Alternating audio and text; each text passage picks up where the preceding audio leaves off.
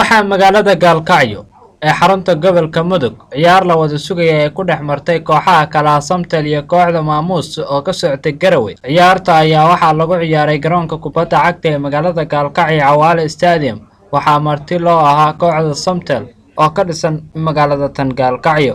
Inta aysan ciyaarta bilaabanin waxaa goobta ka hadlay hadal koobanna ka jeediyay oo dhiirigelin ah maamulaha guud ee Samtel qaybta gobolka Mudug Cumar Reere, isagoo dhalinta uga digay in kubaddii lagu ogaa isdhexgalka dhalinyarada ay u bedelaan dagaal iyo waliba isqabqabsi. mid waxa weeyaan qodobka ugu horreeya waxaan weeyaan maamuuska weydi soo dhaweynayna halka ku soo dhaweynayna soo dhawaada dilaan waa gurigiina waaye waxba shida male ciyaar baan soo arkaynaa insha Allah.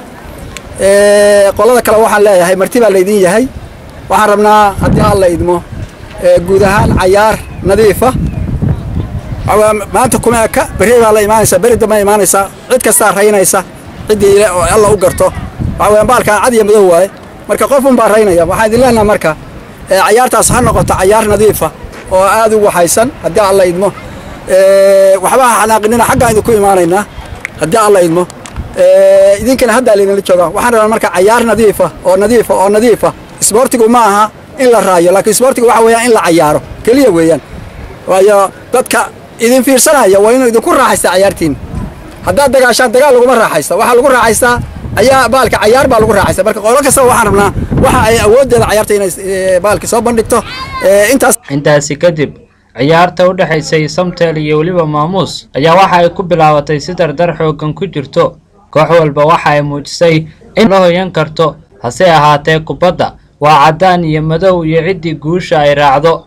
labada kooxood fursado waaweyn ayaa qaybtii hore soo maray laakiin kama aysan faa'iideysanin. hase ahaatee ciyaarta waxay sidaa ku socotaba goolkii koowaad ee ciyaarta ayaa waxaa la timid kooxda Samtel iyadoo kaga naxsatay dhigooda kooxda Maamuus. ciyaarta ayaa waxay ku sii socotay dardarteedii iyo iyadoo waliba ay hoggaanka hayso kooxda Samtel.